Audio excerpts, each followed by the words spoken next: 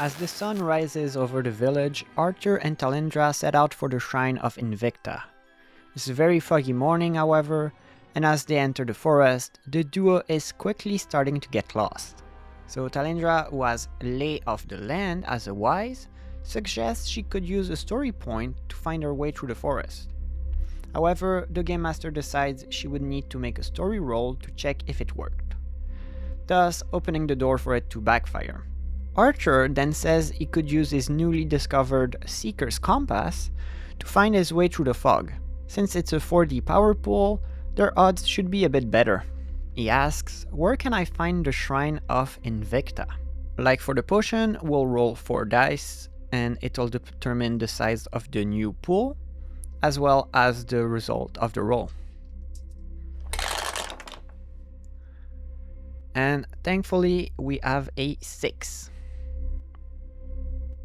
However, the new pool is now 1 dice. This is the new pool. So as a side note, if they did get lost, I had a random challenge in mind, which would have been some mist apparitions, basically like ghosts through the mist, which would have inflicted a lot of mental damage, and perhaps one of our heroes would have been rattled. For those wondering, rattled is a harm just like bloodied, except it's for mental damage. Therefore, it inflicts constant penalties on wits and presence. Thankfully, we won't be dealing with those ghosts. Talindra and Arthur make their way to the outer perimeter of the shrine. This time, they don't see sentries, but the large monster they saw the day before is now chained to the top of the wall. They're using him as a guard dog, exclaims Arthur. The fighter valiantly charges into battle despite his lingering injury. So this is the ogre from before. I have made him into a challenge. This time he's not accompanied by hobgoblins, but he still is imprisoned by them since he's chained. He's very hungry and he has those 2 impact moves listed. So this still should be quite a challenge, especially since he has a d6 health pool.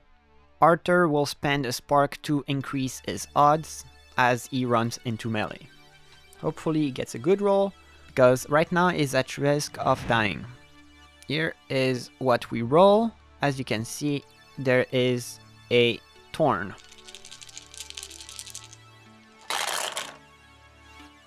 Oh, good. So we would have gotten a perfect, but it got cut, and now it's a messy, which means there will be an impact move. I will already roll the elite's health pool. Ooh, we are lucky. Look at all those trees. So that was a very good strike. He's already half-life. Arthur will spend a spark to increase his odds. The fighter runs at full speed at the ogre. Seeing him, the beast starts flailing its arms, ready to smash the puny human to pieces.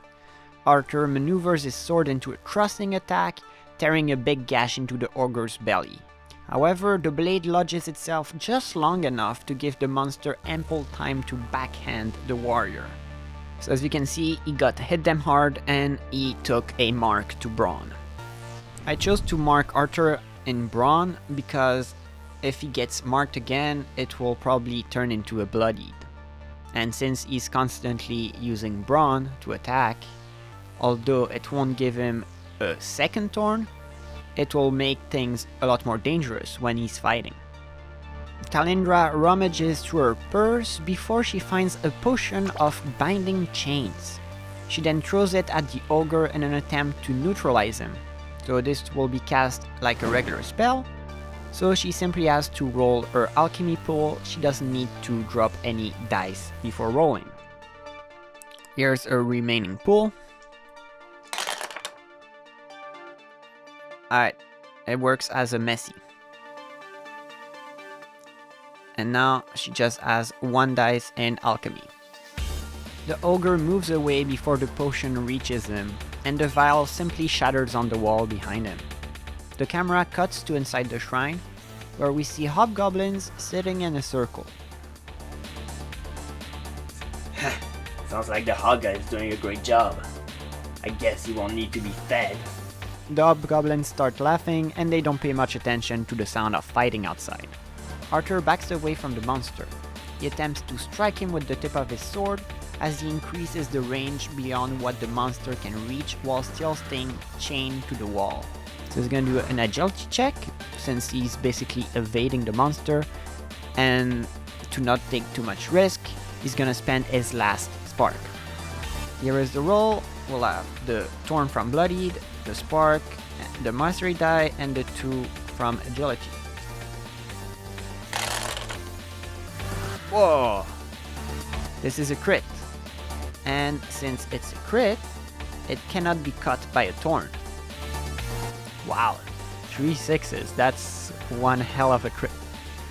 So he's taking greater effect, which is great when you're rolling against a pool, because it means this would be his pool, but we drop 1 straight away before rolling to account for greater effect.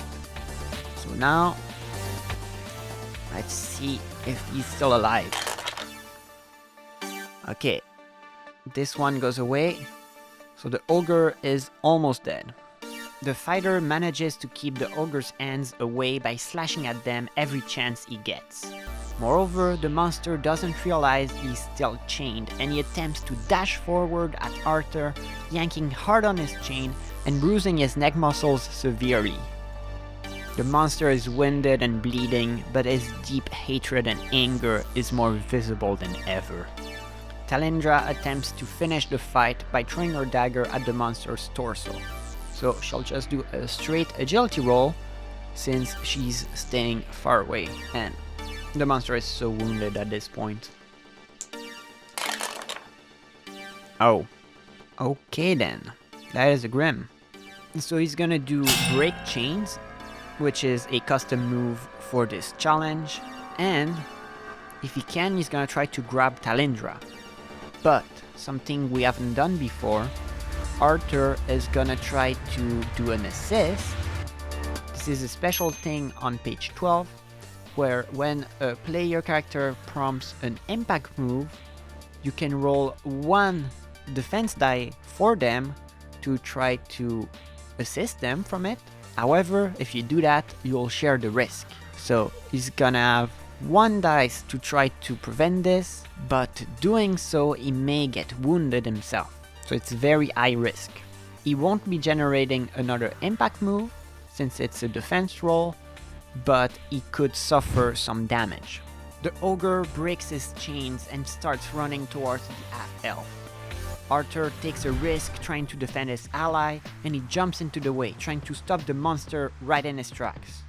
Oh my god, are you gonna be a hero, Arthur? It's just gonna be 1 dice and... with a Grim.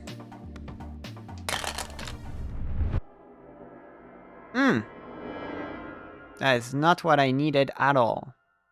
Arthur is gonna be dropped, basically he gets bloodied a second time, and Talindra is grabbed, so she's basically primed for the next impact move, which would be Eat Whole.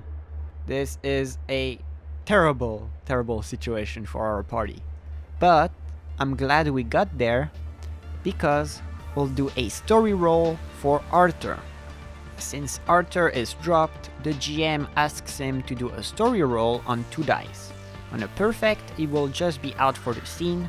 On a messy, he will get a condition, and on a Grim, he's gonna die. Let's see what we get.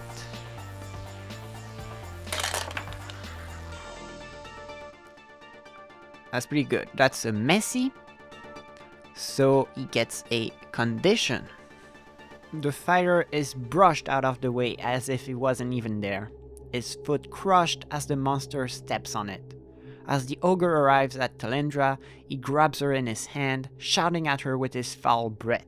So, fighter has a broken foot now, and it's gonna be a 6 die pool, because feet and hands, they take a while to heal. If he tries to run, or climb or do certain actions, he will contextually gain +1 thorn on those rolls. But it's not a thorn you get all the time. Also, his bloodied pool is reset to 4 dice. So Talindra is on her own and she attempts to cast Ferocious Pain as a regular spell on the monster's head, hoping it will end him. I could use a potent spell. I know this is not supposed to be the last fight and he's very low, so I'm taking a little bit of a gamble. This is going to be a wits roll +1 thorns. So she better roll well or she might actually get gobbled up. Here is the roll. Can she do it? It's a messy, but the GM wants to be merciful, so he'll only take +1 in suspense. So now we roll to see if we deplete the pool. We do not, but we will use a special rule. On the last die, if you don't manage to deplete the pool, you can instead push yourself to deplete it. So she's gonna push wits. And by push yourself, we mean taking a mark. So she'll be marked on wits, but the ogre will be defeated. The ogre drops the woman as the spell takes effect, screaming in pain and fainting as a result. Talindra immediately goes to check on Arthur. Thankfully, after a few seconds, the man opens his eyes. It's okay, don't move for now. The duo is a little bit confused that the door still does not open. After all, they have the bones. They even defeated the monster, and yet it's still shut. So Talindra elects to make a wits roll to figure out why, and she says she will reread the inscriptions on the door to help herself. She has a mark on wits, but the game master tells them this is a low risk roll. It shouldn't be too bad even if she flubs it. So we have a thorn. But thankfully we got a perfect, so it just gets downgraded to a messy due to the 7. So as an impact move, the game master wants to force a choice, but he's just gonna take suspense for now, and he'll spring that on his players a little bit later. Of course. The way is usually opened by a priestess. I guess I will have to make a suitable offering to open the way. The players will attempt a ritual to open the gate. Talindra will use her spell Energy Cascade as a source of magic. The anchors will be the bones of Arthur's ancestor, the location itself, and the bones of the ogre. The rite will be a prayer for the dead, and then asking Invicta to open the gate. The game master informs them that the last part will be handled by a presence roll. After reconstructing the skeleton of Arthur's ancestor as best she can, Talindra instructs Arthur to give her his sword. She then lifts it up above her head and casts Energy Cascade to energize both her body and the blade. First we'll do a cast because she's gonna just use a regular spell. This is her last regular spell for the session. She'll just have one potent spell. She needs a wits roll to cast successfully. She no longer has the thorn. That is a messy. Since she got a messy, she's gonna be hit and Braun will be marked. Talindra underestimates the spell, and at first the blade heats up, burning the inside of her hand. She nearly drops the sword, but adjusting the intensity of the spell through mental effort, she finds the sweet spot. Once energy is coursing through body and sword, she starts addressing Invicta, demanding the ancient goddess let them through. This is going to be a presence roll with +1 on thorns, since Arthur is not part of the ritual, and well, he was giving credibility to the whole thing since he's an actual fighter. Here is our roll. Let this be a good one.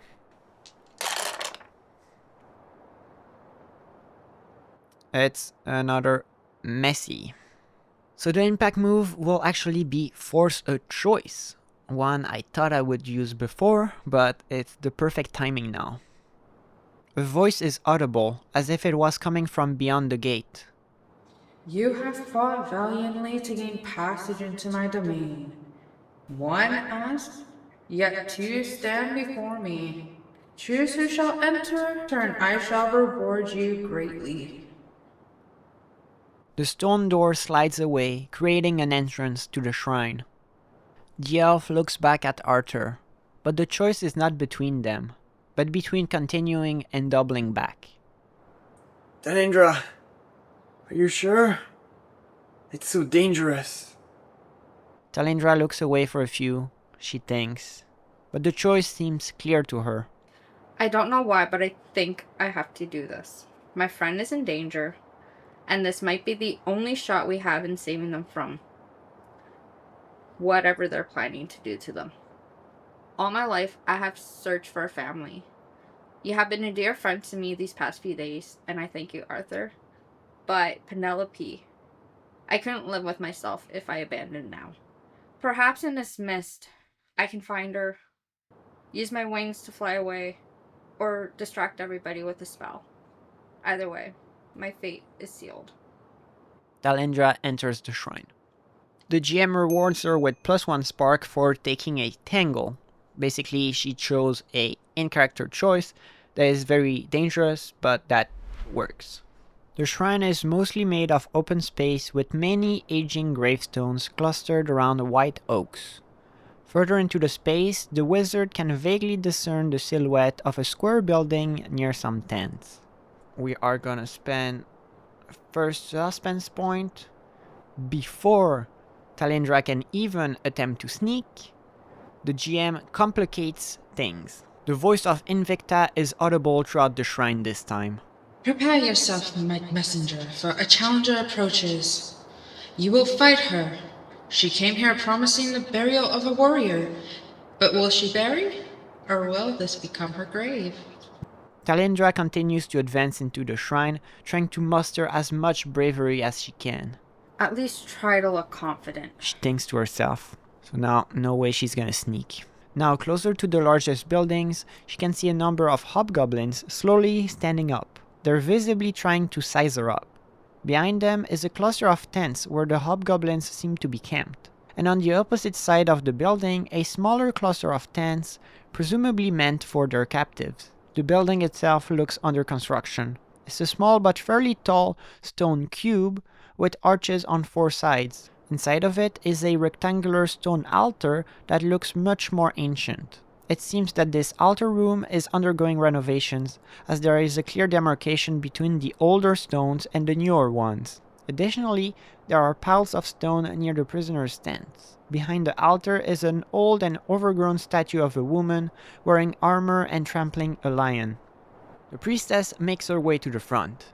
She's riding atop her wolf and wearing her full armor. She has a spear in her right hand. I see no challenger here. I only see a scared little girl. I didn't know you could be so merciful, O conqueress. Then, looking straight into Talendra's eyes, she says, This is perfect. Here I will defeat you on foot and feed you to my wolf. You're just in time for her afternoon snack. The hobgoblins form a loose circle around them, serving as a makeshift arena for their duel. So this is it, the final boss. So I meant her to be on the wolf and fight both Arthur and Talendra, but here I have to make things fair. So she only has a 4 dice pool, but she has extended range with her spear. She can charge, she can spread damage with bloodlust, and she can intimidate. Moreover, she is in a battleground, because there is a circle of hobgoblins. They have their separate suspense pool with 2 activations of Deceitful Backstab. So the hobgoblins will try to wound Talendra when she has her back turned to them.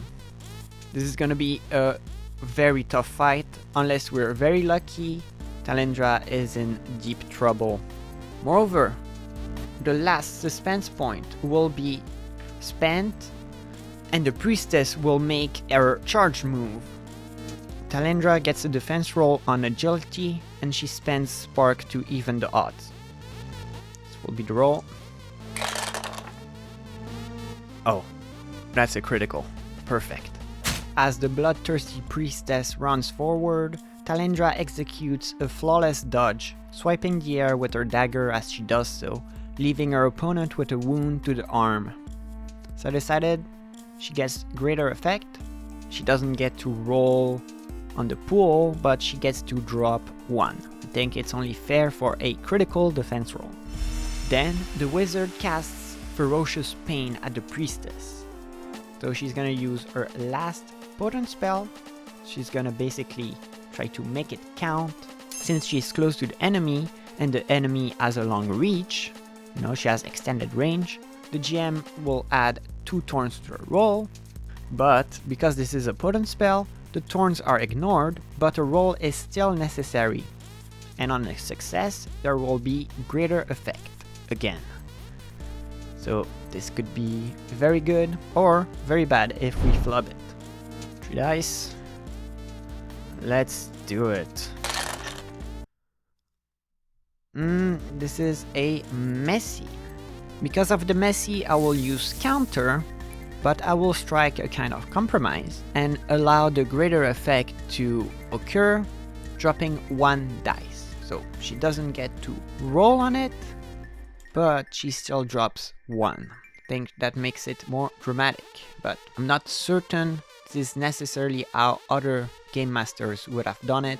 Here I am interpreting the rules. The spell hits the woman, but she quickly shakes it off and looks more annoyed than before. The GM decides that one of the hobgoblins is gonna try to backstab Talendra, thereby spending one of the activations of Deceitful Backstab. She gets a defense roll on Brawn, which is already marked and is just at 1. So this is gonna be a brutal backstab. Here is the roll. Hopefully she gets a good number or it will be pretty rough. That is a Grim. The Brawn mark is cleared, but Talendra is now bloodied. One of the hobgoblins throws a knife, hitting the half-elf in the calf and causing serious pain at the same time. Talendra grabs the dagger from the floor and attempts to throw it at the priestess. Since she's staying out of the range of the spear, the Game Master decides this will be a regular roll, although she still has bloodied. Agility again. Please let this be good. This. So agility again, and this is from bloodied. Please let this be good. Ooh, perfect. Let's roll the health pool. This could be it if we're really lucky.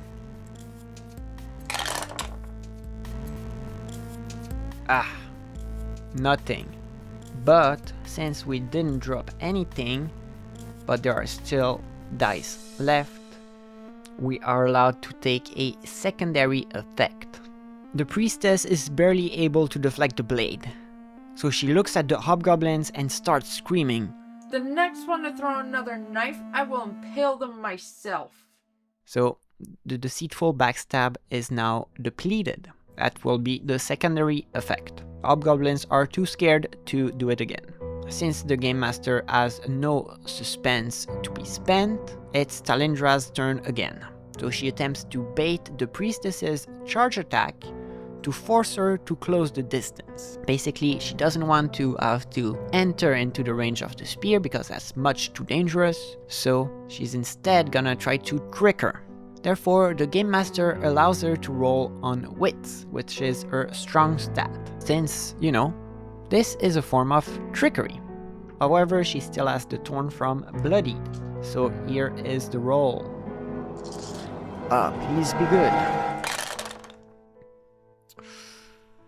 And it is not. This is probably the end.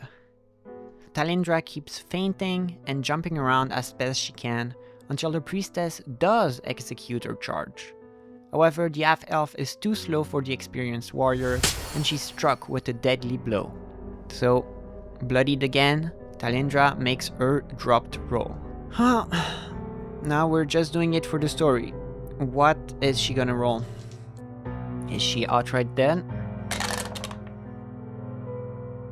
No, that would be a condition. So she'll get a chest scar. The priestess stands above her victim. She can see Talendra is still breathing. You thought you can best me? I was born on the battlefield. I was raised by these beasts. I ride wolves. You fought well, but not well enough to deserve a warrior's death. You'll be put to work like the others. Together, we'll rebuild the shrine and conquer in the name of Invicta. Talendra faints. So this is the end of the session, and we'll just wrap up with downtime and leveling up. The Game Master wants to roll for downtime. Basically, during the downtime, so Arthur cleared any bloodied, and so did Talendra. However, Arthur had a condition with a pool, so he'll get to roll it. He's gonna roll for his broken foot. And since this is downtime, the GM will allow for 2 rolls on it. You could just say it's 1 roll. This is for the Game Master's discretion though. Here we go.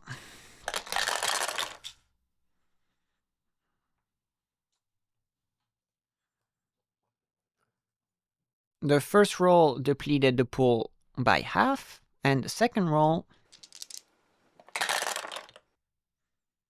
nearly finished it.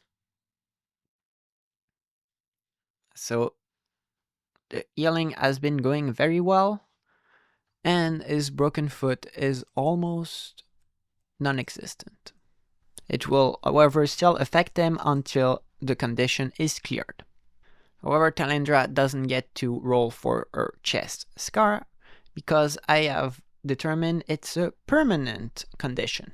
It should not affect her too much, but it just might give her +1 torn once in a while. The characters heal all their arms, a lot of time passes, and you roll for faction pools to see what happens on the outside. And you need then to deplete one of those pools to advance things forward. We have 3 pools. First is reconstructing the village. It's gonna be D6. It's gonna be 6 dice.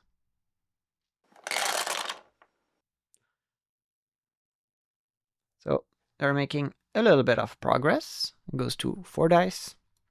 I'm taking Hobgoblin Raid to 0. I just get to decide that for one of the faction pools, which means that after the downtime, when the action starts again, it could start with a Hobgoblin Raid or just after it. And now the final roll is going to be for completed shrine. Let's see how well they have been able to rebuild it. So 8 dice. And they made some pretty good progress. So all the way to 4 dice. Now during downtime, players are allowed to roll a montage for actions that are non-pivotal. So I don't really know what Arthur could do, but Talendra will definitely try to see if she can find her friend. She is now a prisoner. So is her friend indeed at the shrine?